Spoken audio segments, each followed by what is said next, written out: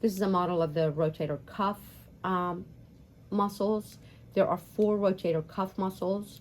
I'm going to go from the posterior, and then I'm going to cover the one on the anterior side. This one above the spine of the scapula is supraspinatus. This one is infraspinatus. They originate from the supraspinous and infraspinous fossae, respectively, of the scapula, and both insert onto the greater tubercle of the humerus. This one is teres minor.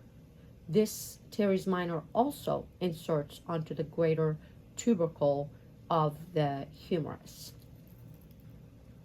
If you turn this model around, you'll see that this is the subscapularis muscle, subscapularis, which inserts onto the lesser tubercle of the humerus. So lesser tubercle for subscapularis and greater tubercle for these muscles, supraspinatus, infraspinatus, and teres minor. Now, once we have, while we have this model, I want to kind of go over the ligaments.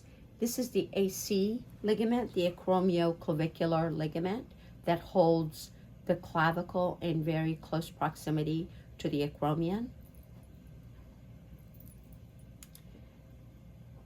This is the coracoacromial ligament, coracoacromial ligament.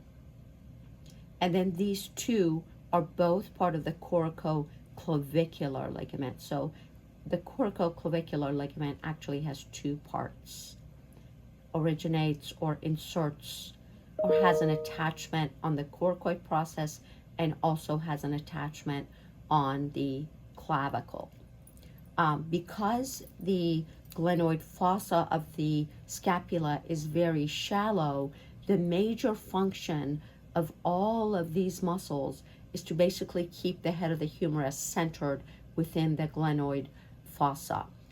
But also they do another secondary function. The supraspinatus and infraspinatus and teres minor laterally rotate the humerus. The subscapularis medially rotates the humerus. And if you're wondering what this is actually the tendon of the long head of the biceps going within the intertubercular groove.